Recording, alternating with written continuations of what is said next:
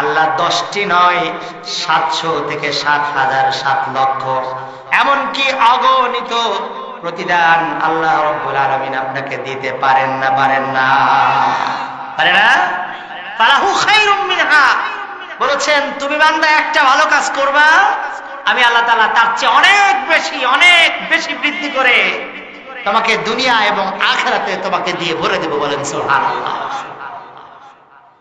ফালাহু খায়রুম মিনহা, কত দিবে? আল্লাহ পাকের খাজানায় কোনো কমতি নাই। আছে? আপনার কাছে আমি চাই 2 টাকা, 5 টাকা, 10 টাকা।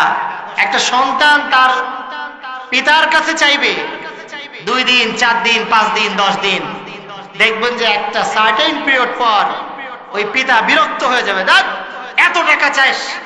কারণ সম্পদের একটা লিমিটেশন আছে মানুষের। বাবা একটি নির্দিষ্ট অঙ্কের টাকা উপার্জন করে, সেই জন্য এত বেশি চাইলে বাবা দিতে পারে না, ফলে বাবা বা গার্ডিয়ান যারা থাকে তারা বিরক্ত হয়ে যায়। ঠিক না? কিন্তু আল্লাহ রাব্বুল আলামিন হচ্ছে গনি। আল্লাহ কি গনি? ধনী। আল্লাহ কি? আল্লাহ রাব্বুল আলামিন বলছেন আল্লাহুল গনিয়্যু ওয়া আনতুমুল ফুকারা। সুবহানাল্লাহ বলেন। আল্লাহ পাক বলছেন আল্লাহুল গনি, আল্লাহ হচ্ছে ধনী। আল্লাহ কি? আল্লাহুল গনিয়্যু ওয়া আনতুমুল ফুকারা। আর তোমরা যারা আছো, যত সম্পদশীল তোমরা হও না কেন, যত ক্ষমতার মালিক তোমরা হও না কেন, তোমরা সবাই একজন আর একজনের উপর মুখাপেক্ষী। সুতরাং তোমরা ধনী নয়, তোমরা গরিব। তুমি গরিব, তোমার বাপ গরিব, তোমার 14 গোষ্ঠী গরিব, সব গরিব, সব ফকির। আল্লাহর ঘোষণা। কারণ যেই লোকটার কোটি কোটি টাকা আছে, অনেক সম্পদ আছে, অনেক ক্ষমতা আছে, ওই সব কিছু যিনি দিয়েছেন, ভিক্ষা দিয়েছেন, তিনি হচ্ছে আমার রব। ঠিক না? তাহলে যিনি দাতা তিনি শুধুমাত্র ধনী হতে পারেন, আর যিনি গ্রহীতা তিনি ধনী হতে পারেন না। আল্লাহ তাআলা এই জন্য বলেছেন আল্লাহুল গানি, আল্লাহ তাআলা হচ্ছে ধনী, ওয়া আনতুমুল ফুকারা, আর তোমরাই হচ্ছে ফকির। তোমরা সব ফকির। আমার ভাইরা, এই জন্য লক্ষ্য করুন, আল্লাহ রাব্বুল আলামিন বলেন মান জাআ বিল হাসানাতি ফালাহু খায়রুম মিনহা। যদি একটা ভালো কাজ বান্দা তুমি করো, আমি আল্লাহ রাব্বুল আলামিন তোমাকে অনেক বেশি বৃদ্ধি করে তার প্রতিদান দিয়ে দেব। অন্য আয়াতে আছে মান জাআ বিল হাসানাতি ফালাহু আশরু আমসালিহা।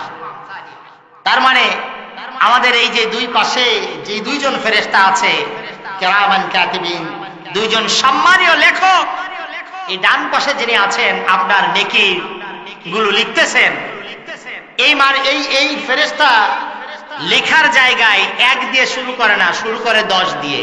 কত দিয়ে? আমার দিকে দেখেন, ওদিকে উনি কাজ করো, ইনি শুরু করে কত দিয়ে? 10 দিয়ে। আর বাম পাশে যিনি লিখছেন উনি শুরু করেন 1 দিয়ে। কি দিয়ে? আমান জাআ বিস-সাইয়্যাতি ফালা ইউজসা ইল্লা মিসলাহা। সুবহানাল্লাহি ওয়া বিহামদি। আল্লাহ তাআলা বলছেন বান্দা, তুমি যখন একটা ভালো কাজ করো, আমি তোমাকে একটা ভালো কাজের পরিবর্তে 10টা প্রতিদান, 10টা সওয়াব দিয়ে দেব। আর যখন তুমি একটা খারাপ কাজ করো, খারাপ কাজের নিয়ত করলেই হচ্ছে না, খারাপ কাজ যখন আমি করে ফেলছি, আল্লাহ রাব্বুল আলামিনের এই ফেরেশতাকে নির্দেশ দেওয়া আছে, আমার গোলাম, আমার বান্দাগুলি যদি খারাপ কোনো কাজ করে, তাহলে একটি কাজের পরিবর্তে 1টি গুনাহ তুমি লিখবা। কয়টা? একটার পরিবর্তে 1টা গুনাহ লিখবে। কিন্তু যখন ভালো কাজ একটা করা হবে, তাহলে সর্বনিম্ন শুরুই হবে 10 দিয়ে। কয় দিয়ে? 10 দিয়ে। সুবহানাল্লাহ বলবেন না? আল্লাহ তাআলা কত ভালোবাসেন, কত দয়া করেছেন আমাদের প্রতি। হ্যাঁ, আপনাকে জান্নাতে নেওয়ার যত পদ্ধতি সব রব্বুল আলামিন এই ব্যবস্থাপনা করে রেখেছেন। হযরত আলী রাদিয়াল্লাহু তাআলা আনহু নাম শুনছেন? এই কোরআনের প্রতি আমাদের এত অবিচল বিশ্বাস থাকা উচিত যে কোরআন যা বলেছে সেটা মেনে নিব, আর কোরআন যেটা নিষেধ করেছে সেটা ছেড়ে দিব। পারবো ইনশাআল্লাহ? পারবো ইনশাআল্লাহ। আমরা সামনে বলবো। আলী রাদিয়াল্লাহু তাআলা আনহু বিশ্বনবীর সাহাবী, জামাই, বিশ্বনবীর জামাই না? নবী করিম সাল্লাল্লাহু আলাইহি ওয়াসাল্লামের শুধু সাহাবী আর জামাই নয়, চাচাতো ভাই। কি ভাই? হযরতে আলী রাদিয়াল্লাহু তাআলা আনহুকে ফাতেমা রাদিয়াল্লাহু আনহা বলছে, আলী আমি তো অসুস্থ। উনি অসুস্থ, প্রচন্ড অসুস্থ। এই অসুস্থতার কারণে খুব ক্ষুধার্ত। অসুস্থ হলে 2-3 দিন দেখবেন জ্বর হলে রুচি লাগে না, এরকম হয় না? খেতে পারছে না, কোনো কিছুই ভালো লাগে না। তো স্ত্রী বলছেন, আলী আমার একটু খেতে মন চাচ্ছে, আমার একটু ফল খেতে মনে চাচ্ছে। কি খেতে? হযরত আলী রাদিয়াল্লাহু তাআলা আনহুর পকেটে টাকা নাই, কিন্তু স্ত্রী অসুস্থ। স্ত্রী ফল খাইতে চেয়েছে, বাইরে বের হয়ে গিয়েছে হযরত আলী রাদিয়াল্লাহু তাআলা আনহু।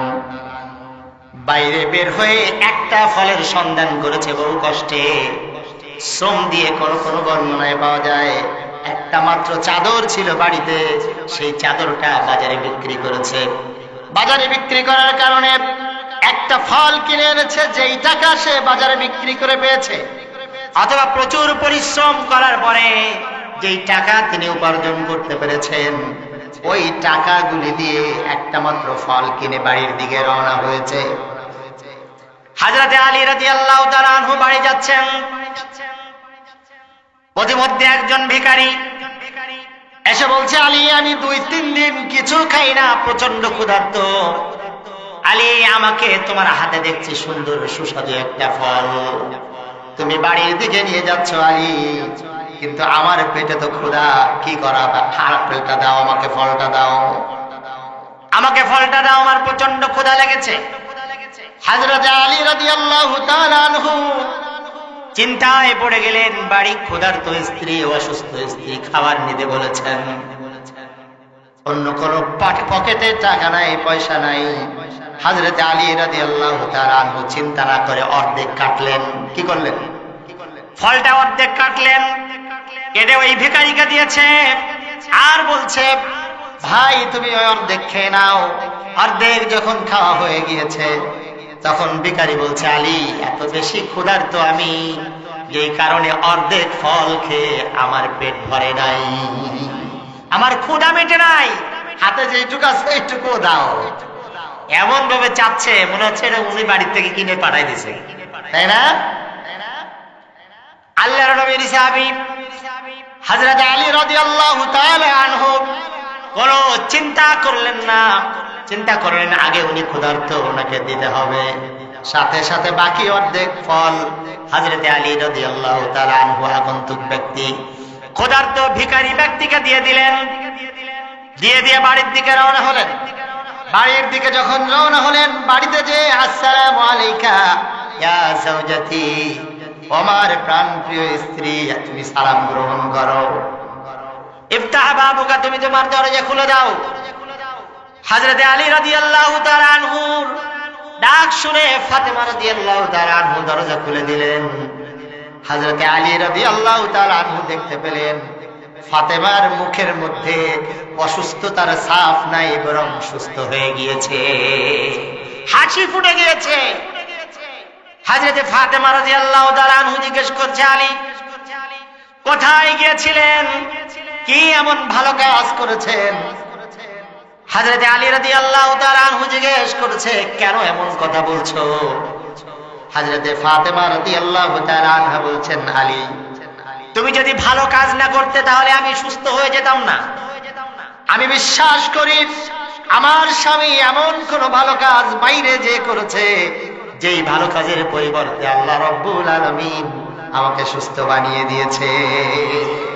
উনি সুস্থ হয়ে গিয়েছেন, ক্ষুধা নাই, ফলের প্রতি যে অ্যাট্রাকশন, আকর্ষণ নাই। এই কথোপকথন স্বামী স্ত্রীর মধ্যে চলছে। ইতিমধ্যে একজন লোক দরজায় করাঘাত করলো, দরজায় নক করলো, আর বলল, আসসালামু আলাইকা ইয়া আলী, ইফতাহ বাবু। আলী সালাম গ্রহণ করো আর তোমার দরজা খুলো। হযরত আলী রাদিয়াল্লাহু তাআলা দরজা খুলে দিলেন। খরচের দরজা যখন খুলে দিলেন, খুলে দেখলেন একজন আগন্তুক ব্যক্তি, তার হাতে একটা ঝুড়ি, আর ঝুড়ির মধ্যে কিছু ফল। সুবহানাল্লাহ বলেন। ওই ব্যক্তি বলছে, আলী, এই ফলগুলি তোমার জন্য পাঠানো হয়েছে, এই ফলগুলি তোমার, তুমি খেয়ে নাও। হযরত আলী রাদিয়াল্লাহু তাআলা আনহু ফলগুলি একটা একটা করে গুনলেন, 1 2 3 4 5 6 7 8 9। দেখলো ঝুড়ির মধ্যে 9টা ফল আছে। হযরত আলী রাদিয়াল্লাহু তাআলা আনহু ঝুড়িটা এরকম ফেরত দিয়ে দিলেন, ঝুড়িটা ধাক্কা মেরে দিয়ে দিলেন, দিয়ে বলছে, এটা আমার নয়। এটা কার নয়? এটা আমার নয়, তুমি নিয়ে যাও। এই কথা শুনে আগন্তুক ব্যক্তি অবাক হয়ে জিজ্ঞেস করলেন, আলী, কেন এমন করে বলছো? এটা তোমার জন্য পাঠানো হয়েছে, তোমার জন্য ফল পাঠানো হয়েছে, আল্লাহর পক্ষ থেকে, তুমি খাও আর তোমার স্ত্রীকে দাও, উনি হয়তো ক্ষুধার্ত। হযরত আলী রাদিয়াল্লাহু তাআলা আনহু আবারও বলছেন, এই ফলের ঝুড়ি আমার নয়, এই 9টা ফল আমার নয়। আগন্তুক জিজ্ঞেস করলো, কেন এমন করে বলছো? এত কনফিডেন্টলি কেমন করে বললেন? হযরত আলী রাদিয়াল্লাহু তাআলা আনহু আগন্তুককে বললেন, ও আগন্তুক, তুমি কি কোরআন আল কারীমের আয়াত পড়ো নাই? আল্লাহ রাব্বুল আলামিন বলেন, মান জাআ বিল হাসানাতি ফালাহু আশরু আমসালিহা। সুবহানাল্লাহ বলেন। বলছে, আগন্তুক, তুমি কি কোরআনের আয়াত পড়ো নাই? আল্লাহ তাআলা বলছেন, মান জাআ বিল হাসানাতি ফালাহু আশরু আমসালিহা। যেই ব্যক্তি একটা ভালো কাজ করবে, আল্লাহ রাব্বুল আলামিন ওই একটা ভালো কাজের পরিবর্তে তাকে 10টা উপঢৌকন দিয়ে দিবে। একের পরিবর্তে দিবেন কত? 10। কিন্তু তোমার এখানে আছে 9টা। আল্লাহ যদি আমার জন্য পাঠান, ওই একটার পরিবর্তে, আমি তো একটা দান করেছি, ওটার পরিবর্তে আল্লাহ 10টা দিবেন, 9টা দিবেন, ওটা 9টা আল্লাহ দিবেন না। বুঝেন নাই? আগন্তুক ব্যক্তি পকেট থেকে আর একটা ফল বের করে দিয়েছে, বের করে দিয়ে বললেন, আলী, এটা তোমার জন্য আল্লাহ রাব্বুল আলামিন পাঠিয়ে দিয়েছেন। আমি একটা ফল পকেটে রেখে দিয়েছিলাম, কিন্তু আল্লাহর প্রতি অবিচল বিশ্বাস তোমার যে আছে, তার পরীক্ষা আমি করেছি, তুমি পাশ করেছো। এই জন্য লক্ষ্য করুন, এই কিরামান কাতিবিন যেই 2 জন আছে, ডান পাশের ফেরেশতা শুরু করেন 10 দিয়ে। কত দিয়ে? 10 দিয়ে শুরু করেন। 10 হচ্ছে সর্বনিম্ন, আরে আয়াত বলছে, মান জাআ বিল হাসানাতি ফালাহু খায়রুম মিনহা। ওই আয়াতে বলছে 1:10, 1:10, একটাই পাবেন 10টা। আর এই আয়াতে বলছে খায়রুম মিনহা, আল্লাহ বলেছেন তার চেয়ে বেশি দিবেন। কত বেশি দিবেন? বিগাইরি হিসাব, কোন হিসাব নাই। সুবহানাল্লাহ। কোন? তাহলে ভালো কাজ করব আমরা ইনশাআল্লাহ। এরপরে রব্বুল আলামিন বলছেন, ওয়ামান জাআ বিস-সাইয়্যাতি ফালা ইউজজাল্লাযীনা আমিলুস সাইয়্যাতি ইল্লা মা কানু ইয়ামালুন। আল্লাহ পাক বলছেন, ইল্লা মা কানু ইয়ামালুন, যে কাজ তুমি করবে, যে আমল তুমি করবে, খারাপ কাজ যদি করো, তোমার একটা খারাপ কাজের পরিবর্তে একটা প্রতিদান, একটা শাস্তি আল্লাহ রাব্বুল আলামিন তোমাকে দিবেন। এর মানে মানুষ যখন ভালো কাজ করে বহুগুণ বৃদ্ধি করে দেয়। কিয়ামতের ময়দানে রাব্বুল আলামিন যখন আমলনামাগুলি দিয়ে দিবেন ডান হাতে এবং বাম হাতে, আল্লাহ পাক বলবেন, ইকরা কিতাবাক কাফা বিনাফসিকা আল-ইয়াওমা আলাইকা হাসিবা। ও বান্দা, পড়ো তুমি তোমার আমলনামা। আজকে তুমি তোমার নিজের হিসাবের জন্য নিজেই যথেষ্ট। তুমি জান্নাতে যেতে চাও নাকি জাহান্নামে যেতে চাও? এর মানে হলো 1 বছর আগে, 2 বছর আগে, 3 বছর আগে দেখবেন কিছু অন্যায় করেছি, ওই অন্যায়গুলো আপনার মাথায় নাই। এরকম হয় কি হয় না? হয় না? হয়। আপনি রাতের বেলা ইস্তেগফার করছেন, ইস্তেগফার যখন পড়ি তখন চিন্তা করা উচিত কি, আমি এই অপরাধ করছি, আল্লাহ এটা আমার অপরাধ হয়েছে, আমি তখন ইস্তেগফার করছি এই অপরাধের জন্য। এখন আপনি চিন্তা করতে করতে করতে করতে আপনার চিন্তার নির্দিষ্ট একটা সীমা আছে, ওর বাইরে আপনি যাওয়ার ক্ষমতা রাখেন না। কিন্তু 50 বছর আগে আপনি কোথায় কি করেছেন এই সব কিছু আল্লাহ তাআলার কাছে রেকর্ড হয়েছে, ঠিক না? রেকর্ড হয়েছে কিনা? এই রেকর্ডটা যখন চালিয়ে দেওয়া হবে আপনার সামনে, তখন মনে আসবে না যে না ঠিকই তো? তখন কিছু মানুষ রব্বুল আলামিনকে প্রশ্ন করবে, আল্লাহ তাআলা এই ভালো ভালো কাজগুলি তো আমি করি নাই, আমি তো এত ভালো কাজগুলি করি নাই, কেমন করে এত সওয়াব তুমি দিয়ে দিলা? সেদিন আল্লাহ রব্বুল আলামিন বলবেন, বান্দা তুমি অমুক মাহফিলে গিয়েছিলে, একজন মানুষকে বসতে দিয়েছো পাশে, বসার জায়গা কম ছিল, তুমি তার আরেকজন শ্রোতা এসেছে, তুমি দয়া করে একটু সরে বসেছো, এই যে সওয়াবের কাজটা তুমি করেছো, রাস্তা দিয়ে যাওয়ার সময় তুমি যে সালাম দিয়েছো এবং মুস্কি হেসে দিয়েছো, সুন্দর করে আরেকজনকে জিজ্ঞেস করেছো, ভাই কেমন আছেন? তোমার প্রতিবেশী অসুস্থ হয়ে গিয়েছে, তুমি তার বাড়িতে দেখতে গিয়েছো, মাথায় হাত দিয়ে বলছো তুমি কেমন আছো, মাথায় একটু পট্টি লাগিয়ে দিয়েছো, অথবা রাস্তা দিয়ে হেঁটে যাচ্ছ, এমন সময় কাটা যুক্ত কিছু কষ্ট দায়ক কোনো কিছু তুমি দেখেছো আর ওইটা সরিয়ে দিয়েছো। এই ছোট ছোট কাজ তুমি যা করেছো, প্রত্যেকটি কাজকে লালন পালন করে কিয়ামত পর্যন্ত বিশাল আকৃতি আমি রব্বুল আলামিন দান করে দিয়েছি। কোন কোন ছোট্ট ছোট্ট সওয়াবের কাজ আপনি চিন্তা করতেছেন এটা লাভ কি? আপনি রাস্তা দিয়ে যাচ্ছেন, রাস্তার 6টা অধিকার আছে। কয়টা? এই যে আমার মাদ্রাসার ছেলে মেয়েরা যারা পড়াশোনা করে, এই মেয়েরা এই ছেলেরা এই 6টা অধিকার জানে, মানুক আর না মানুক আমরা জানাতে সক্ষম হয়েছি।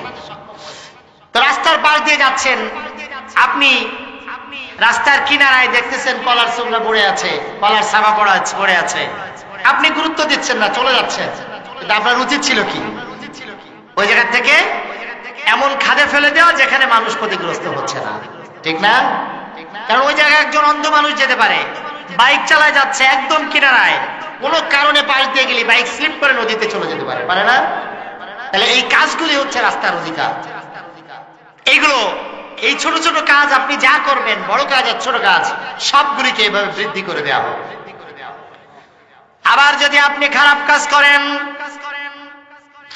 যেই খারাপ কাজগুলির সমাজ ক্ষতিগ্রস্ত হয়ে যাবে, অথবা আপনি নামাজি ভালো লোক, তাহাজ্জুদ গুজার, তাসবিহ তাহলিল করেন, দান সদকা করেন, কিন্তু এমন মানুষকে সমর্থন দিয়েছেন যে মানুষটা চুরি করে, জেনা করে, ব্যভিচার করে, হত্যা খুন গুম করে, কিয়ামতের ময়দানে হাতে দেখা যাবে বহু জিনার গুনাহ, বহু হত্যার গুনাহ রয়েছে আপনার আমলনামায়। সেদিন মানুষ বলবে, কেন আমি তো একটা মানুষকে হত্যা করি নাই।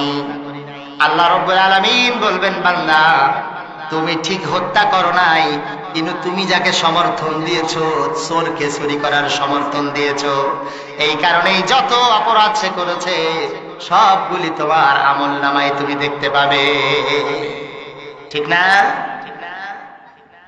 আল্লাহ তাআলা বলছেন, আমি বলি নাই। কে বলছেন? মান ইয়াশফা শাফাআতান হাসানাতান ইয়াকুল লাহু নাসিবুম মিনহা ওয়া মান ইয়াশফা শাফাআতান সাইয়্যাতান ইয়াকুল লাহু কিফলুম মিনহা। মারাত্মক আয়াত। আল্লাহ তাআলা বলছেন, ধরেন আপনি এই জায়গায় আম চুরি করলো একজন ব্যক্তি, আর আপনি ওই মোড়ের উপর দাঁড়ায় থাকলেন, আরেকজনকে ওই কর্নারে দাঁড়ায় রাখলেন। এখন যে লোকটা আম গাছে উঠে আম চুরি করতেছে, চোর কি শুধু সে হবে নাকি যেগুলো পাহারা দিচ্ছে এগুলোও? পাহারা দিচ্ছে, তাকে প্রোটেকশন দিচ্ছে, তাকে সমর্থন দিচ্ছে। ভাবার জন্য বলছি। এই জন্য লক্ষ্য করুন, আল্লাহ রাব্বুল আলামিন বলছেন, তুমি যদি ভালো কাজ করো, ভালো লোকদেরকে সমর্থন করো, ভালো কাজে উৎসাহ দান করো, তাহলে তোমার এই উৎসাহ দান করার কারণে তোমার মেধা, বুদ্ধি, শ্রম, অর্থ, এর বিনিময়ে আল্লাহ রাব্বুল আলামিন কিয়ামতে তোমাকে বহুগুণ লক্ষ লক্ষ গুণ বৃদ্ধি করে তোমাকে সওয়াব দিয়ে দিবে। সেই দিন ভাই আপনার আজকের ক্ষমতা সেদিন কোনো কাজে লাগবে? কোনো কাজে লাগবে না, কিচ্ছু হবে না, কিচ্ছু হবে না, সেদিন কোনো কাজে লাগবে না। আপনার অর্থ, বিত্ত কোনো কাজে লাগবে না। আপনার সেইটুকুই কাজে লাগবে যেইটুকু আপনি কারেন্সিকে ট্রান্সফার করতে পেরেছেন। বাংলাদেশ থেকে ভারতে যান, যারা ভারতে যে বাংলাদেশে এই টাকায় চলা যায়, কতক্ষণ না চলতে পারেন? কি ব্যবহার করতে হয়? রুপি ব্যবহার করতে হয়, তাই না?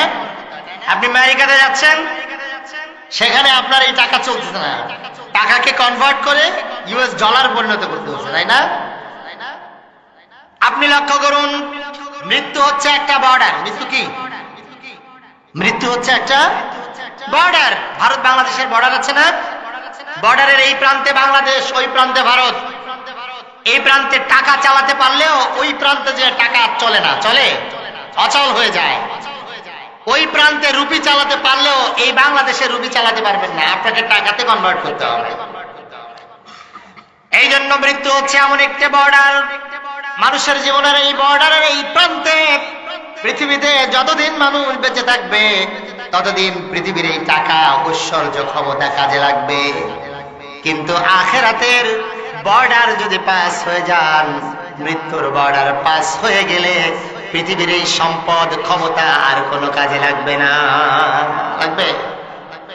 এই জন্য এই টাকাকে কনভার্ট করতে হবে, এই ক্ষমতা ইসলামের জন্য কনভার্ট করতে হবে, এই দান, সদকা, সমর্থন সবকিছু আল্লাহর জন্য হতে হবে, তাহলেই ওই বর্ডারের পাশে কাজে লাগবে।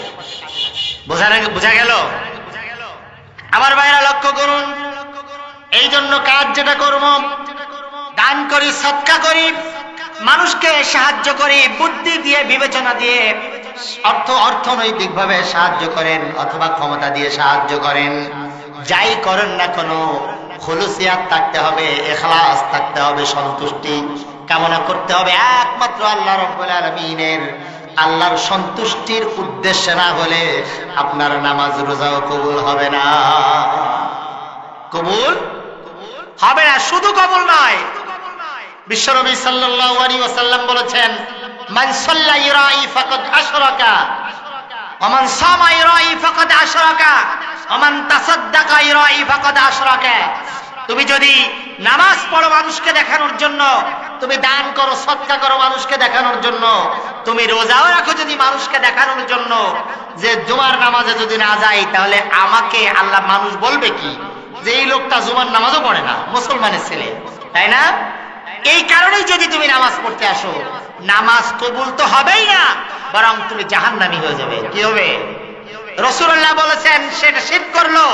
আর আল্লাহর ঘোষণা হচ্ছে, ওমাই ইউশরিক বিল্লাহি ফাকাদ হারামাল্লাহু আলাইহিল জান্নাহ, যেই ব্যক্তি আল্লাহর সাথে শিরক স্থাপন করবে তার জন্য জান্নাত হারাম। তার জন্য জান্নাত কি? হারাম।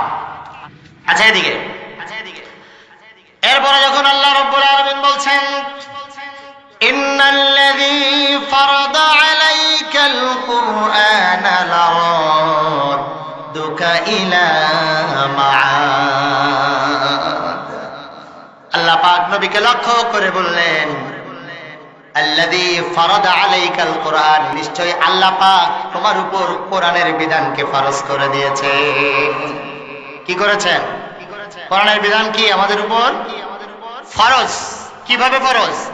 কোরআন সকালে 5 পারা পড়বো, বিকেলে 2 পারা পড়বো, এরপরে বুকের মধ্যে নিয়ে সুন্দর করে চুমু দিয়ে উঠায় রাখবো, এটা নেই ফরজ। এটা ফরজ। কোরআনের ফরজ বিধানটা আমরা বুঝি না।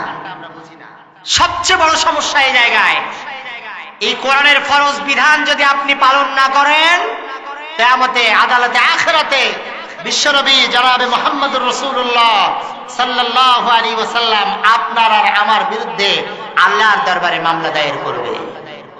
কি করবে? বিশ্বনবী যদি মামলা দায়ের করে, বাঁচার কোনো পথ আছে? কথা বলেন, আছে? কোনো পথ নাই। বিশ্বনবী সেদিন বলবে, আকালার রাসূলু ইয়া রাব্বি ইন্না কওমি ইত্তাখাযু হাযাল কুরআনা মাহজুরা। সেদিন বিশ্বনবী বলবে, আকালার রাসূল ইয়া রাব্বি, ও আমার রব, ইত্তাখাযু হাযাল কুরআনা মাহজুরা। এটা এমন একটি জনগোষ্ঠী, এমন একটি জাতি যাদের কাছে আমি কোরআন রেখে এসেছিলাম, আর এই কোরআনকে এরা উপহাসের বস্তু হিসেবে গ্রহণ করে নিয়েছে। এর মানে হলো আপনার পরিবার, আপনার ব্যক্তি, আপনার সমাজ, আপনার রাজনীতি, আপনার অর্থনীতি, আপনার সমস্ত জায়গায় চলে শয়তানের আইন অনুযায়ী। আর সকালে বিকালে রাতে 2-3 বার 2-4 বার 2-3 খতম কোরআন তেলাওয়াত করে আপনি কোরআনকে চুমু দিয়ে উঠায় রাখতেছেন। এটা তামাশা ছাড়া আর কিছু হয় নাকি? আমার ভাইরা লক্ষ্য করুন, আল্লাহ রাব্বুল আলামিন বলছেন ইন্নাল্লাযী ফারাদা আলাইকাল কুরআনা লারাদ্দুকা ইলা মাআদ। প্রথমটুকু হচ্ছে ইন্নাল্লাযী ফারাদা আলাইকাল কুরআন, নবী এই কোরআনকে আমি আল্লাহ তোমার উপর ফরজ করে দিয়েছি, কোরআনের বিধানকে। সুবহানাল্লাহ বলেন। তার মানে কোরআন কি বিশ্ব নবী সাল্লাল্লাহু আলাইহি ওয়াসাল্লাম এমনি বাসায় পড়তেন আর মানুষের কাছে দাওয়াত দিতেন না, এরকম কিছু? হ্যাঁ, এই দেখেন রাসূলুল্লাহ সাল্লাল্লাহু আলাইহি ওয়াসাল্লাম এর পরেরটা হচ্ছে ইন্নাল্লাযী ফারাদা আলাইকাল কুরআনা লারাদ্দুকা ইলা মাআদ। আল্লাহ তাআলা বলছেন রাসূল আপনাকে আমি আবার এই মক্কায় ফিরিয়ে আনব। রাসূলুল্লাহকে মক্কা থেকে মদিনায় হিজরত করতে বাধ্য করা হয়েছিল না? আল্লাহ তাআলা বললেন, সূরা বালাদের মধ্যে এই কথা আছে। আল্লাহ তাআলা বললেন লা উকসিমু বিহাদাল বালাদ, নবী এই বালাদের কসম করে বলছি, মক্কা নগরীর কসম করে বলছি, ওয়া আনতা হিল্লুম বিহাদাল বালাদ, আপনি হচ্ছেন এই মক্কার বৈধ উত্তরাধিকারী, বৈধ নাগরিক। বলেন সুবহানাল্লাহ। সুতরাং আপনি মক্কা থেকে চলে যাচ্ছেন, যান, আমি আল্লাহ তাআলা আপনাকে আবার ফিরিয়ে আনব। এই যে আয়াতে বলছে ফারাদা লারাদ্দুকা ইলা মাআদ। আব্দুল্লাহ ইবনে আব্বাস রাদিয়াল্লাহু তাআলা আনহু রাইসুল মুফাসসিরিন, উনি বলেছেন এই আয়াত দিয়ে আল্লাহ তাআলা বলছেন রাসূল আপনাকে আবার আমি মক্কায় ফিরিয়ে আনবো, আপনি মদিনায় যাচ্ছেন, দুঃখ করেন না। কেন যেতে হলো বিশ্ব নবীকে মক্কা থেকে মদিনায়? এর কারণ হলো আয়াতের প্রথমটুকু ফারাদা আলাইকাল কুরআন। আল্লাহ পাক বললেন নবী আপনার কাছে কোরআন নাজিল করেছি, কোরআনের আইনগুলি ফরজ করে দিয়েছি। এই জন্য দিয়েছি পৃথিবীর প্রত্যেকটা প্রান্তরে, প্রত্যেকটা বর্গ ইঞ্চিতে আপনি কোরআনের আইন প্রতিষ্ঠা করবে। কথাকার আল্লাহ বলছেন, আমি বলি নাই। কোরআনের আইন প্রতিষ্ঠার জন্য কোরআন এসেছে। কোরআন এই যে 5 বার 7 বার খতমের জন্য কোরআন আসে নাই। কোরআন আল্লাহর বাণী, তাই পড়লে সব আছে, এটা ঠিক আছে, কিন্তু কোরআনের উদ্দেশ্য এই খতম নয়, বরং কোরআন এসেছে পৃথিবীতে অন্ধকার কবলিত যত আইন আর কানুন আছে, সুদ আছে, ঘুষ আছে, হত্যা, খুন, গুম, যত অন্যায় আছে, এই সমাজ থেকে অন্যায় আর অবিচারগুলি খতম করার জন্যই মূলত কোরআন এসেছে। কোরআনকে খতম করতেছেন। আমরা যেহেতু জুমা পড়াই মসজিদে, দেখা যায় এই যে রমাদান মাসে কোরআন খতম করছে, আলহামদুলিল্লাহ, ভালো, অবশ্যই ভালো কোরআন খতম করা। আপনি বেশি বেশি করে কোরআন পড়েন, কোরআন যত পড়বেন ভিতরে আল্লাহর নূর ততটা বেশি হবে। কিন্তু কোরআনের আমল বাদ দিয়ে কোরআন পড়লে কাজ হবে না। যেই বাড়িতে কোরআন পড়ছে আপনি ওই বাড়িতে লক্ষ্য করুন, ওই বাড়িতে পর্দা নাই। সব বাড়ি নয়, অধিকাংশ বাড়ি। ওই বাড়ির মেয়ে বেপর্দা স্কুল কলেজ ইউনিভার্সিটিতে যাচ্ছে, যিনি এসে বলতেছেন আমার 5 খতম হয়েছে, ওই লোকটার দেখতে পাচ্ছি ওনার স্ত্রী রাস্তা দিয়ে বেপর্দায় মানুষকে জেনা আহ্বান করতে করতে যাচ্ছে। প্রতিটা সেকেন্ড রাস্তায় যতগুলি পুরুষ তার দিকে দেখাচ্ছে, প্রত্যেকটা গুনাহ ওই স্বামীর হচ্ছে। কতক্ষণ? উনি কোরআন খতম করে এসে বলতেছেন হুজুর 5 খতম করছে। ওই লোকটার চারিত্রিক বৈশিষ্ট্য লক্ষ্য করুন, দেখবেন কোরআনের চরিত্রের সাথে ওনার চরিত্রের মিল নাই। উনি কোরআন খতম করে আসছেন, কিন্তু ওনার চরিত্রের মধ্যে সুদ আমরা দেখতে পাই না। আছে না নাই? সুদ চলছে, ঘুষ চলছে, ব্যভিচার চলছে, টিভি টেলিভিশন রাত 2টা 3টা পর্যন্ত চলছে। টেলিভিশনের রিমোট চাপতে চাপতে উনি ঘুমিয়ে যাচ্ছেন। ওনার কোরআন ওনাকে কতটা ফায়দা দিতে পারে? কতক্ষণ? আবারও বলছি, কোরআন পড়লে সওয়াব আছে, অবশ্যই আছে, কিন্তু কোরআনের হুকুম বাদ দিয়ে কোরআন পড়লে কোরআন ফায়দা দিতে পারবে না। এর মানে আপনি যখন কোরআন পড়বেন তাহলে কোরআনের চরিত্রের সাথে আপনার ব্যক্তি, সমাজ, আপনার পরিবার, আপনার স্ত্রী, আপনার সন্তান সকলকে মিলাতে হবে। কতক্ষণ? নবী করিম সাল্লাল্লাহু আলাইহি ওয়াসাল্লাম আরবের অবক্ষয় দেখেছেন। বিশ্বনবী সাল্লাল্লাহু আলাইহি ওয়াসাল্লাম চিন্তিত হয়ে গেলেন। হেরা পর্বতের মধ্যে ধ্যানমগ্ন হতে পছন্দ করলেন। বুখারীর হাদিস, অনেক বড় হাদিস, শেষের থেকে বলছি। আল্লাহ রাসূল সাল্লাল্লাহু আলাইহি ওয়াসাল্লাম ধ্যানমগ্ন হয়ে গেলেন হিরা গুহায়। আল্লাহ রাব্বুল আলামিন ওহী নাযিল করে দিলেন। বিশ্বনবী সাল্লাল্লাহু আলাইহি ওয়াসাল্লামকে এসে বললেন, জিবরিল আমিন এসে বিশ্বনবীকে জড়িয়ে ধরলেন। কি করলেন? জড়িয়ে ধরলেন আর বললেন, ইকরা। আল্লাহর নবী বললেন, মা আনা বিকারিন, আমি পড়তে জানি না, আমি কারি নই। আবার বিশ্বনবীকে জোরে চেপে ধরলেন। এইভাবে তৃতীয়বার যখন চেপে ধরলেন, আল্লাহর নবীকে বলা হলো ইকরা। আল্লাহর নবী ওই একই কথা বললেন, এমন ভাবে চেপে ধরলেন বিশ্বনবী কষ্ট পেয়ে গেল। জিবরিল আমিন চেপে ধরেছেন, আল্লাহর নবী ভীষণ কষ্ট পেয়ে গিয়েছেন। রাসূল করিম সাল্লাল্লাহু আলাইহি ওয়াসাল্লামকে তৃতীয়বার চাপ দেওয়ার পরে পড়তে বলেছেন, আর সাথে সাথে উনি আলাদার 5টি আয়াত পড়ে নিলেন। কয়টি আয়াত? খুব সংক্ষেপে চলে যাচ্ছি, সময় কম। আল্লাহর নবী সাল্লাল্লাহু আলাইহি ওয়াসাল্লাম ভয় পেয়ে গেলেন। বাড়িতে এসে জ্বর এসে গেল। হযরতে খাদিজাতুল কুবরা রাদিয়াল্লাহু তাআলা আনহাকে ডাক দিয়ে বললেন, খাদিজা, জাম্মিলুনি জাম্মিলুনি, আমাকে চাদর আবৃত করে দাও। হযরতে খাদিজা রাদিয়াল্লাহু তাআলা আনহা হযরতে রাসূলুল্লাহ সাল্লাল্লাহু আলাইহি ওয়াসাল্লামকে চাদর আবৃত করে দিলেন, সেবা শুশ্রূষা করলেন। আল্লাহর নবী বললেন, ইন্নী খাশিতু আলা নাফসি, ও খাদিজা, আমি আমার নিজেকে নিয়ে ভয় পাচ্ছি। হযরতে খাদিজা বললেন, লা ইউযিকাল্লাহু আবাদা, ওয়াল্লাহি, আল্লাহর কসম, আল্লাহ তাআলা আপনাকে বেইজ্জত করবেন না। সুবহানাল্লাহ। কোন 5টি বৈশিষ্ট্যের কথা বলেছেন। আমি ওই 5টি চরিত্রের কথা বলতে গেলে মূল আলোচনা শেষ করতে পারবো না। এইভাবে যখন বিশ্বনবী সাল্লাল্লাহু আলাইহি ওয়াসাল্লাম সুস্থ হয়ে গেলেন, 2 থেকে 3 দিন, ওহী আসছে কয়দিন? 2 থেকে 3 দিন। উনি নিয়ে গেলেন ওয়ারাকা বিন নাওফাল, এটা ছিল খাদিজাতুল কুবরা রাদিয়াল্লাহু তাআলা আনহার চাচাতো ভাই। ওনাকে যে সবকিছু খুলে বললেন। হযরতে খাদিজাতুল কুবরা রাদিয়াল্লাহু তাআলা আনহা এই সবকিছু খুলে বললেন। রাসূলুল্লাহকে জিজ্ঞেস করলেন, ওয়ারাকা বিন নাওফাল, কি হয়েছে ঘটনা? উনি গারে হেরায় যা হয়েছে সবকিছু বললেন। হ্যাঁ, বলার পরে ওয়ারাকা বিন নাওফাল বললেন, হাযান নামুস আল্লাযী উনজিলা আলা মুসা আলাইহিস সালাতু ওয়াস সালাম। সুবহানাল্লাহ বলেন। ওয়ারাকা বিন নাওফাল বললেন, ও আল্লাহর নবী, আমি বিশ্বাস করি আপনি নবী, কোনো ভয়ের কিছু নাই। উনি এমন একজন ফেরেশতা যিনি হযরতে মুসা আলাইহিস সালাতু ওয়াস সালামের কাছে এসেছিলেন। কোনো ভয় নাই, কিন্তু একটা ভয় উনি দিয়ে দিলেন। শেষ করব। একটা ভয় দিলেন। কয়টা? উনি বলছেন, লাউ কুনতু হাইয়ান, যদি আমি বেঁচে থাকি,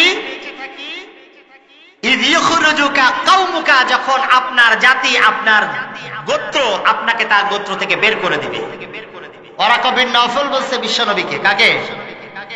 বিশ্বনবীকে বলছেন, নবী, আপনার কোনো ভয় নাই। আপনার কাছে যেই ব্যক্তি আসছে, উনি হচ্ছেন হযরতে জিবরিল আমিন, মুসা আলাইহিস সালাতু ওয়াস সালামের কাছে যিনি এসেছিলেন। আপনি, আমি বিশ্বাস করি আপনি হচ্ছেন শেষ নবী, বিশ্ব নবী মুহাম্মদুর রাসূলুল্লাহ। উনি বলছেন, আমি যদি লাউ কুনতু হাইয়ান ইয ইখরুজুকা কওমুকা, যখন আপনার জাতি, আপনার জনগোষ্ঠী আপনাকে তার গোত্র থেকে বের করে দিবে, তখন সেই পর্যন্ত যদি আমি বেঁচে থাকি, আনসুরুকা নাসরান মুআজ্জারান, অবশ্যই অবশ্যই আমি আমার জীবনের সর্বশক্তি দিয়ে আপনাকে সাহায্য করব। কাকে বলছেন বলেন তো? নবী করিম সাল্লাল্লাহু আলাইহি ওয়াসাল্লামকে। ওহী আসছেন, ওয়ারাকা বিন নাওফাল বলছে, যখন আপনার জনগোষ্ঠী, আপনার জাতি আপনাকে বের করে দিবে, তখন আমি যদি বেঁচে থাকি, আমার জীবনের সর্বোচ্চ দিয়ে আপনাকে সাহায্য করব। রাসূল করিম সাল্লাল্লাহু আলাইহি ওয়াসাল্লাম অবাক হয়ে গেলেন, বলে কি? উনি বলছেন তারা আমাকে বের করে দিবে। ওয়ারাকা বিন নওফল বললেন ক্বালা নাম, অবশ্যই। রাসূলুল্লাহ সাল্লাল্লাহু আলাইহি ওয়াসাল্লাম খুবই কিউরিসিটি নিয়ে জিজ্ঞেস করলেন, কেন আমাকে বের করে দেবেন? আমি তো এমন কোন অপরাধ করি নাই যে অপরাধের কারণে গোত্র থেকে বের করে দিবে। এই কথা যখন শুনলো তখন ওয়ারাকা বিন নওফল বলছে, এমন কোন মানুষ নাই যার কাছে এই ফেরেশতা আছে আর তাকে তার গোত্র থেকে অত্যাচার নিপীড়ন করে বের করে দেওয়া হয় না। তাহলে বিশ্বনবী সাল্লাল্লাহু আলাইহি ওয়াসাল্লাম একেবারে ওহী আসলেন সমাজ পরিবর্তনের জন্য। আল্লাহ তাআলার পক্ষ থেকে ওহী আসলেন, একদম প্রথমে ওয়ার্নিং পাইলেন যে না, এই কিতাব যার কাছে আসছে, এই ওহী যার কাছে আসছে, তার প্রথমে পিটান খাইতে হবে। কে শুনলেন বলেন তো? বিশ্বনবী। আমার কথা বুঝতেছেন আপনারা? কষ্ট হচ্ছে আমার কথা বুঝতে? কষ্ট হলে বলবেন। হ্যাঁ,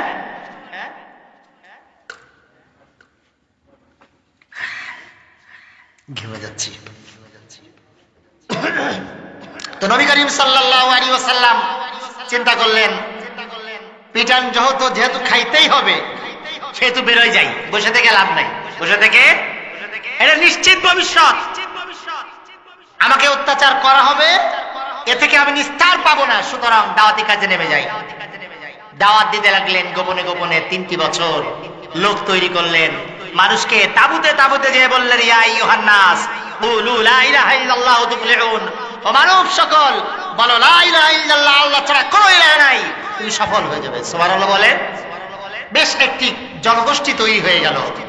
বিশ্বনবী সাল্লাল্লাহু আলাইহি ওয়াসাল্লামের কাছে নাজিল হয়ে গেল ওয়ানদির আশিরাতাকাল আকরাবিন। রাসূল, আপনি আপনার নিকটবর্তী যারা আছে তাদেরকে দাওয়াত দেন, ভয় দেখান। ওয়ানদির, তাদেরকে ভয় দেখান। আশিরাতাকাল আকরাবিন, আপনার একেবারে নিকটস্থ যারা আছে। বুখারীর হাদিস। এই আয়াত নাজিল হয়ে যাওয়ার পরে বিশ্বনবী সাল্লাল্লাহু আলাইহি ওয়াসাল্লাম সাফা পাহাড়ের উপর চলে গেলেন। সাইয়েদান নবী সাল্লাল্লাহু আলাইহি ওয়াসাল্লাম আলা সাফা। সাইয়েদান নবী সাল্লাল্লাহু আলাইহি ওয়াসাল্লাম আলা সাফা। বিশ্বনবী সাল্লাল্লাহু আলাইহি ওয়াসাল্লাম সাফা পাহাড়ের উপর চলে গেলেন। ফাজআলা ইউনাদি ইয়া বনি ফিহির ইয়া বনি আদি, ইয়া বনি আদি ইয়া ফিহির। একটা একটা করে আরবের জাতিগুলির নাম ধরে ডাকলেন। ফাজা আবু লাহাব ও কুরাইশ, সেখানে আবু লাহাব ছিল এবং কুরাইশের নেতৃবৃন্দ ছিল। তারা যখন আসলো, যারা আসতে পারে নাই তারাও তাদের পক্ষ থেকে লোক পাঠিয়ে দিল। দেখো তো মুহাম্মদ ইবনে আব্দুল্লাহ কি বলছে। বিশ্বনবী সাল্লাল্লাহু আলাইহি ওয়াসাল্লাম সকলকে ডাক দিয়ে বললেন। সকলে যখন উপস্থিত হয়ে গেল, বিশ্বনবী বলছেন, যদি আমি বলি যে তোমাদের এই সাফা পর্বতের পিছনে একটি সৈন্যবাহিনী আসে যারা তোমাদেরকে অত্যাচার করতে, তোমাদেরকে হামলা করতে প্রস্তুত, তারা চলে এসেছে, আকুনতুম মুসাদ্দিকিয়ান, তোমরা কি আমার কথাকে সত্যায়ন করবে? আমি যে সত্য বলেছি এটা কি তোমরা বলবে? তারা এক বাক্যে বলেছিল, ক্বালু নাম মা জাররাবনা আলাইকা ইল্লা সিদকান আও মা জাররাবনা আলাইকা কিযবান। সব মানুষ বলেছিল, নবী আপনাকে তো আমরা কখনো মিথ্যাবাদী পাই নাই। ইউসুফ ভাই আছে, জিজ্ঞেস করো তো 1:30টায় কি শেষ করতে হবে? জিজ্ঞেস করবো বাড়ানো যায় কিনা, তাহলে তো শেষ করতে পারবো। নবী করিম সাল্লাল্লাহু আলাইহি ওয়াসাল্লাম এই কথা যখন শুনলেন, আল্লাহ রাসূল সাল্লাল্লাহু আলাইহি ওয়াসাল্লাম তাদেরকে বলে দিলেন, তোমরা আল্লাহকে ভয় করো এবং কিয়ামতের শাস্তিকে ভয় করো। প্রথম একেবারে নিকট আত্মীয় প্রথম স্বীকৃতি দিল। তারা বলল, মা জাররাবনা আলাইকা ইল্লা সিদকান, ও মুহাম্মদ ইবনে আব্দুল্লাহ, তোমাকে তো আমরা সত্যবাদী হিসেবে ছাড়া পাই নাই। এই কথা বলার পরেই বিশ্বনবী সাল্লাল্লাহু আলাইহি ওয়াসাল্লাম তাদের কাছে কালিমার দাওয়াত দিয়ে দিলেন। সর্বপ্রথম যিনি আঘাত করেছিলেন তিনি হচ্ছেন আবু লাহাব। আবু নাম শুনছেন? আবুল আহাব কে ছিল বিশ্বনবীর? কথা বলেন, কি হতো? চাচা। আরো কি হতো? ছেলে মেয়ে বিয়ে দিলে কি হয়? বিয়াই। কি ছিল? বিয়াই।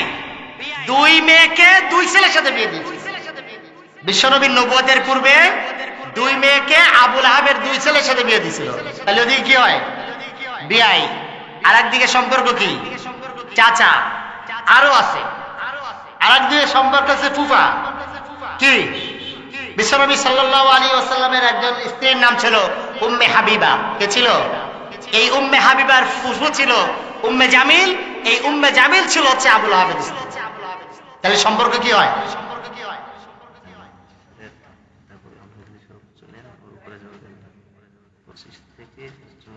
সাড়ে আটটায়। সাড়ে আটটায় শেষ করবো। এমনি শাব্দিক অর্থ বললি শেষ হবে। তাহলে দেখেন, এত ভালো সম্পর্ক বিশ্বনবী সাল্লাল্লাহু আলাইহি ওয়াসাল্লাম আর আবুল আহাবের সাথে। একদম সর্বপ্রথম যিনি বিশ্বনবীকে বদদোয়া করেছিলেন, চিল্লায় উঠেছিলেন এই জায়গায় প্রথম দাওয়াতে, সে বলেছিলেন আলি হাদা জামাতানা তাব্বাল্লাকা সাইরাল ইয়াউম। আলি হাদা জামাতানা, তোমার হাত আজকের সারাটা দিন তোমার জন্য ধ্বংসপ্রাপ্ত হোক, এই কারণেই তুমি আনছো এই জায়গায়।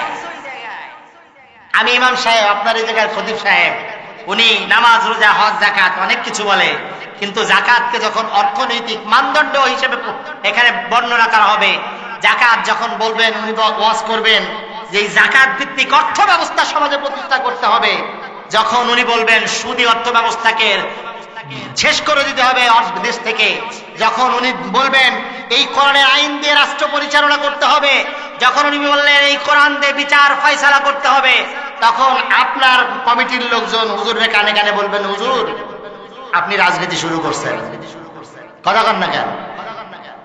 ঠিক এভাবে এই বিশ্বনবী সাল্লাল্লাহু আলাইহি ওয়াসাল্লামকে ওই সাফা পাহাড়ের উপরে সর্বপ্রথম নিজের আপন চাচা, সে সর্বপ্রথম বলেছিল তাব্বাল্লাকা সাইরাল ইয়াউম আলি হাদা জামাতানা।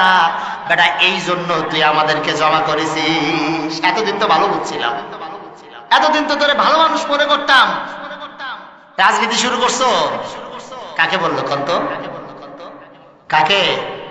বিশ্বনবী মুহাম্মদ রাসূলুল্লাহ সাল্লাল্লাহু আলাইহি ওয়াসাল্লামকে, যিনি একচ্ছত্রভাবে শাফাতের উত্তরাধিকারী, যেই নবী পা উঁচু করেছেন, আল্লাহ তাআলা বুঝতে পেরেছেন যে আমার নবীকে আকাশে আনতে হবে, আল্লাহ তাআলা নিয়ে গিয়েছেন।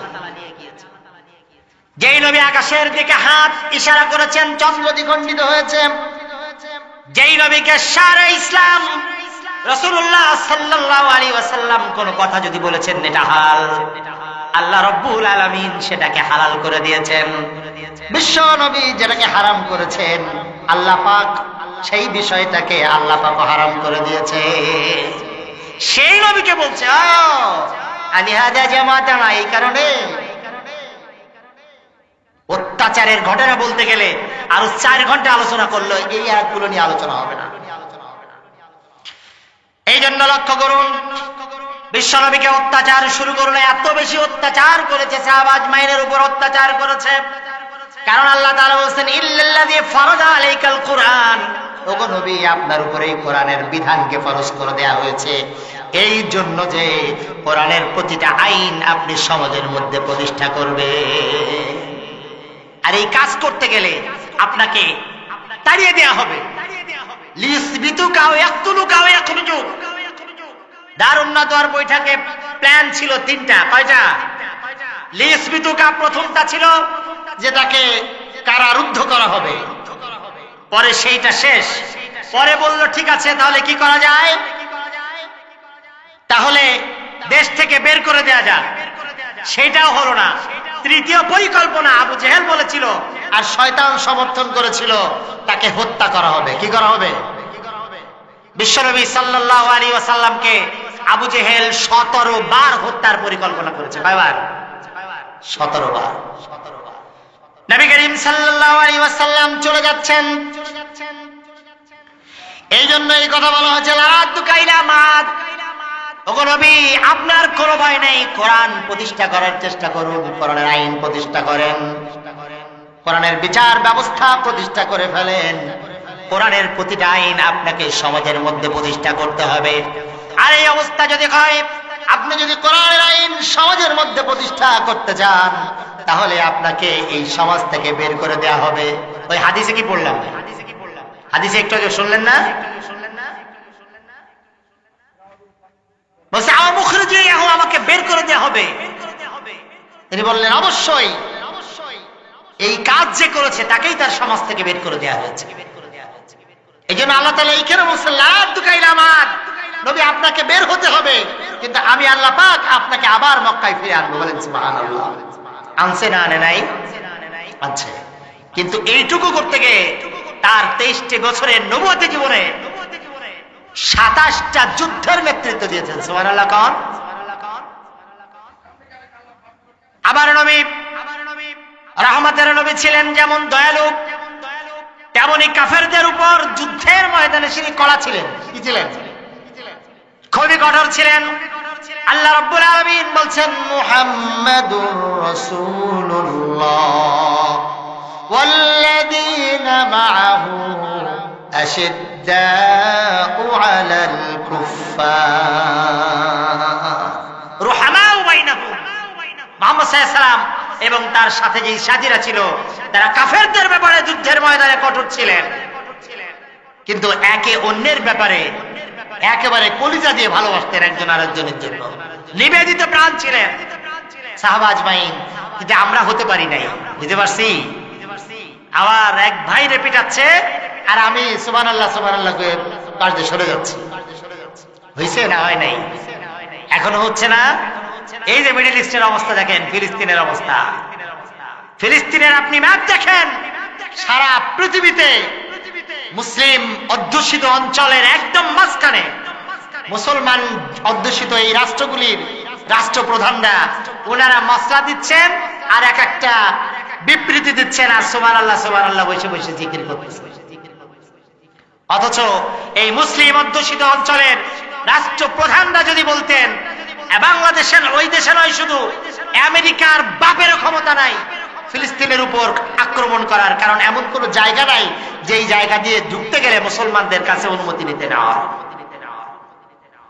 অথচ মাত্র 1 কোটিও ইহুদি নয়, সারা পৃথিবীতে 200 কোটির মতো মুসলমান, 1 কোটিও নয় ইহুদি যেই জায়গায় বসবাস করছে। আর এখনো আমরা তসবিহ গুনতেছি আর আবাবিলের অপেক্ষায় আছি, ঠিক না? কতক্ষণ? আজকে বিকালে আমরা মিছিল দিয়েছিলাম ভান্ডারিয়ায়, যারা গিয়েছেন আপনারা জানেন। এখানে মিছিলের একটা বক্তব্য ছিল আবাবিলের ব্যাপারে, তাই না? আবাবিল কখন এসেছিল আপনি জানেন? হস্তি বাহিনীর উপর কখন এসেছিল? যখন মুসলমানদের অস্তিত্ব ছিল না, কোনো ক্ষমতা ছিল না। রাসূলুল্লাহ সাল্লাল্লাহু আলাইহি ওয়াসাল্লামের দাদা আব্দুল মুত্তালিব ওনার সব গুড় ঘোড়া সবকিছু নিয়ে যাওয়া হলো। আব্রাহার বাদশার কাছে যেয়ে বললেন, বাদশা আমার যে উট ঘোড়া এগুলো নিয়ে আসছে তোমার সৈন্যবাহিনী, এগুলো দিয়ে দাও। আব্রাহা বলল, আমি তো আপনাকে বিশাল সম্মানীয় লোক হিসেবে মনে করি, আমি তো ভাবলাম আপনি বলবেন যে আমি যেই মক্কা আক্রমণ করতে যাচ্ছি বাইতুল্লাহ, এইটা ঠিক নিষেধ করতে, কিন্তু আপনি ছোট ছোট জিনিস চাইতে আসছেন। আব্দুল মুত্তালিব বলেছিলেন যে দেখো আমি হচ্ছে এই ঘোড়া আর এই উট এইগুলোর মালিক, কিন্তু ওই কাবার মালিক আমি নই। কাবার যিনি মালিক তিনি কাবাকে রক্ষা করবেন। করছেন না করেন নাই? মুসলমান ছিল না। আজকে 200 কোটি মুসলমান প্রায় পৃথিবীতে, এখনো আমরা আবাবিলের অপেক্ষায় আছি। তার মানে আমাদের যে বেইজ্জত হতে হবে এর কোনো সন্দেহ নাই। আজকে ক্লাসে পড়াচ্ছিলাম 8 অথবা 9-এ, লিমাযা যাওফাল মুসলিমিন, মুসলমানরা আজকে দুর্বল কেন, একটা হেওয়ার পড়াচ্ছিলাম আরবি। দুর্বলতার অন্যতম কারণ হচ্ছে মুসলমান একেবারে ভেঙে চৌচির হয়ে গিয়েছে। মানে বাপরে বাজারের মধ্যে জুতা দিয়ে পিটাইছে, এখন ছেলে দৌড়ে চলে আসছে, এসে বলছে আল্লাহ, মানির মান আল্লাহ বাঁচায়। তো লোকজন জিজ্ঞেস করতেছে কি মান বাঁচালো তোমার? তাই আব্বারে দেখলাম হাটের মধ্যে জুতা দিয়ে পিটাচ্ছে, আর আমি আল্লাহ তাআলা আমার মান বাঁচাইছে, আমি তাসবিহ পড়তে পড়তে চলে আসছি। ওর মান বাঁচলো? বাপরে জুতা দিয়ে পিটাইলে ওর মান ইজ্জত থাকে? বুঝে নাই। এই হচ্ছে আমাদের সমস্যা। আমার ভাইরা লক্ষ্য করুন, আল্লাহ রাব্বুল আলামিন বলছেন কুর রাব্বি আ'লামু মান জাআ বিল হুদা ওয়া মান হুয়া ফি দালালিম মুবিন। ওগো নবী, আপনি তাদেরকে বলে দিন, আপনি বলুন রাব্বি আ'লামু মান জাআ বিল হুদা, কারা সঠিক পথের উপর আছে সেটা আমার রব অধিক জানেন, আমার রব বেশি জানেন। তোমরা সঠিক পথের উপর আছো নাকি আমরা সঠিক পথের উপর আছি? আবু জাহেল বদরের ময়দানে যাচ্ছে, বাইতুল্লাহর গিলাফ ধরে বলছে, আল্লাহ, মুহাম্মাদের বিরুদ্ধে যুদ্ধে যাচ্ছি, যারা সঠিক পথের উপর আছে তাদের বিজয় দান করো। আবু জাহেলের দোয়া কবুল হয়েছে না? হয়েছে না? কারণ আবু জাহেল আল্লাহর উপর বিশ্বাস করত। আমি আজকে কম্পারেটিভ আলোচনা করতে পারি নাই, সময় নাই, এই জন্য পাচ্ছি না। কোরআন দিয়ে প্রমাণ করে দিলাম কুফফারে কুরাইশদের চরিত্র আর আমাদের চরিত্র প্রচন্ড মিল। কারণ আমরা আল্লাহকে ইলাহ হিসেবে মেনে নিতে পারি নাই, কেউ পারি নাই। আল্লাহকে ইলাহ হিসেবে মেনে নিতে পারি নাই। এই আল্লাহকে ইলাহ হিসেবে শুধুমাত্র মানতে পারে নাই কুফফারে কুরাইশরা, কিন্তু আল্লাহকে রব হিসেবে, আল্লাহকে স্রষ্টা হিসেবে, রিজিক দাতা হিসেবে প্রত্যেকটা কাফের মেনে নিয়েছে। আল্লাহ রাব্বুল আলামিন বললেন ওয়ালা ইন সাআলতাহুম মান খালাকাস সামাওয়াতি ওয়াল আরদা লা ইয়াকুলুন্নাল্লাহ। ওগো নবী, আপনি যদি কুফফারে কুরাইশদেরকে জিজ্ঞেস করেন মান খালাকাস সামাওয়াতি ওয়াল আরদ, আকাশ আর জমিন কে সৃষ্টি করেছে, লা ইয়াকুলুন্নাল্লাহ, লাম তাকিদ এবং নুন তাকিদ, উভয় তাকিদ ব্যবহার করে রব্বুল আলামিন বলছেন অবশ্যই অবশ্যই তারা বলবে সৃষ্টি করেছেন আল্লাহ। কে? বলা হয়েছে মান খালাকাহুম লা ইয়াকুলুন্নাল্লাহ, যদি সৃষ্টি করেন তাদেরকে কে সৃষ্টি করেছে, তারপরেও বলবে আল্লাহ। যদি জিজ্ঞেস করেন মান খালাকাস সামাওয়াতি ওয়াল আরদা ওয়া আনজালা মিনাস সামাই মান ফাখরাজা বিহি মিনাস সামারাতি রিজকাল লাকুম, আকাশ আর জমিনকে সৃষ্টি করেছে, আকাশ থেকে পানিকে বর্ষণ করেন, পানি বর্ষণ করার কারণে মৃত জমিনগুলি তাজা জীবিত হয়ে যায়, আর ওই জীবিত জমিন থেকে আবার তোমাদের জন্য তোমাদের রিজিকের বন্দোবস্ত যিনি করেন তিনি কে? সকল কুফফারে কুরাইশা এককভাবে বলবে লা ইয়াকুলুন্নাল্লাহ। আমাদের এগুলো কে করেছে? কে? এটা কারা বলবে বলেন তো? কাফেররা বলবে। আল্লাহ বলছেন আপনি যদি তাদেরকে জিজ্ঞেস করেন এগুলো কে সৃষ্টি করেছে, কে তোমাদের রিজিক দেয়, কে স্রষ্টা, সব ক্ষেত্রে তারা বলবে কার কথা? আল্লাহ রাসূলের বাপের নাম কি ছিল? আব্দুল্লাহ। আব্দুল্লাহ মানে কি? আল্লাহর গোলাম। আল্লাহর, তাহলে আল্লাহ রাসূলের বাপের নাম যদি আল্লাহর গোলাম হয় তাহলে বুঝতে হবে আল্লাহর প্রতি তার দাদারও বিশ্বাস ছিল। আল্লাহকে এই সব কিছু আমরাও মেনে নিয়েছি, ওরাও মেনে নিয়েছে। পার্থক্য হচ্ছে আল্লাহকে ইলাহ হিসেবে মানা, ঈমান বিল উলুহিয়াত। এই জায়গায় কারণ পৃথিবীর সব নবী তার জাতিকে বলেছেন ইয়া কওমি ইবুদুল্লাহ মা লাকুম মিন ইলাহিন গায়রুহু, আমার জাতি আল্লাহ ছাড়া কোনো ইলাহ নাই, আল্লাহ ছাড়া কোনো। আপনি আল্লাহকে ইলাহ হিসেবে মানছেন? আপনি যদি আল্লাহকে ইলাহ হিসেবে মেনে থাকেন তাহলে যে ব্যক্তি আল্লাহকে ইলাহ হিসেবে মেনেছে সেই ব্যক্তি সুদ খাইতে পারে না।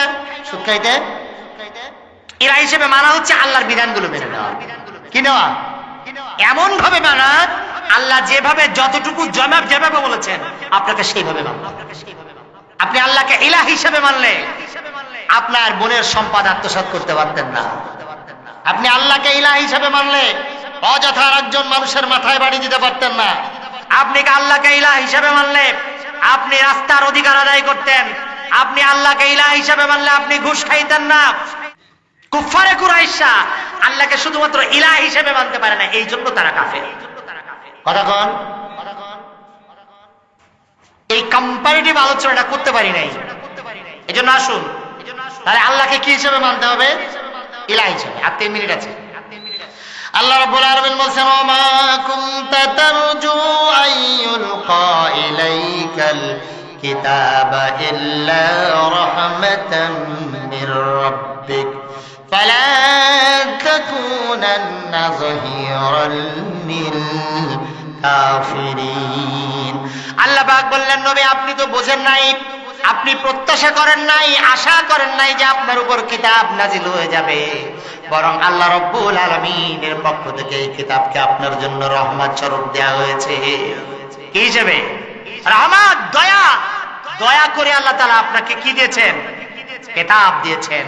ফালা তাকুনান্না যাহিরাল লিল কাফিরিন, সুতরাং আপনি কাফেরদের সাহায্যকারী হয়েন না, কাফেরদের অন্তর্ভুক্ত হয়েন না, কাফেরদের সমর্থন দেন না। আমরা দেই না দেই না দেই না দেই না দেই। যিনি বলছে এই কোরআন শরঈ আইন মানি না, বিশ্বাস করি না, আপনারা তাকেও সমর্থন দিচ্ছেন না। আল্লাহ তাআলা এটা নিষেধ করেছেন। কে নিষেধ করছেন? আমি করছি ভাই, এটা আমার কথা। আপনি বলবেন যে হুজুর আপনি রাজনীতি করতেছেন, আমি কোরআন থেকে বলতেছি, আপনি আমার রাজনীতিবিদ বলছেন কেন? এরপরে রব্বুল আলামিন বলছেন, ওয়ালা ইয়াসুদ্দান্নাকা আন আয়াতিল্লাহ, ওগো নবী আপনাকে যেন তারা এই পথ থেকে বিচ্যুত না করতে পারে। তার মানে আপনি যে হক প্রতিষ্ঠার জন্য কাজ করছেন, এইখান থেকে যেন তারা সরাতে না পারে। বাদাই উনসিলাত ইলাইকা ওয়াদউ ইলা রাব্বিকা ওয়ালা তাকুনান্না মিনাল মুশরিকিন, কোরআন নাজিল হয়ে যাওয়ার পরে তারা যেন আপনাকে এই পথ থেকে বিচ্যুত না করতে পারে। ওয়ালা তাকুনান্না মিনাল মুশরিকিন, আর আপনি মুশরিকদের অন্তর্ভুক্ত হবেন না। এরপরে রব্বুল আলামিন বলেন, ওয়ালা তাদউ মা'আল্লাহি ইলাহান আখার লা ইলাহা ইল্লা হুয়া কুল্লু শাইইন হালিকুন ইল্লা ওয়াজহা লাহুল হুকমু ওয়া ইলাইহি তুরজাউন। বলেন সুবহানাল্লাহ। আল্লাহ তাআলা বলছেন, ওয়ালা তাদউ মা'আল্লাহি ইলাহান আখার, আল্লাহর সাথে আর কাউকে ইলাহ হিসেবে গ্রহণ করো, আর কাউকে ডেকো না। আল্লাহ ছাড়া, লা ইলাহা ইল্লাহু, তিনি ছাড়া কোনো ইলাহ নাই। কুল্লু শাইইন হালিকুন ইল্লা ওয়াজহা, তোমার মনে রাখতে হবে প্রত্যেকটা জিনিস আল্লাহর অস্তিত্ব ছাড়া সবকিছুই ধ্বংসপ্রাপ্ত হয়ে যাবে। ঠিক না? লাহুল হুকমু, সুতরাং হুকুম শুধুমাত্র তারটা চলবে। কারটা? আল্লাহর হুকুম চলবে।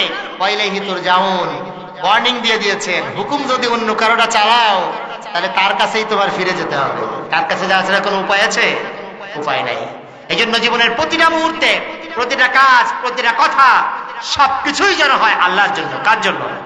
আসুন আল্লাহ সুবহানাহু ওয়া তাআলা যতটুকু সম্ভব হয়েছে অল্প সময়ের মধ্যে আলোচনা করার চেষ্টা করেছি। আল্লাহ তাআলা আমাদের ভুল ত্রুটি মার্জনা করে দেন। আর আজকের এই মাহফিলকে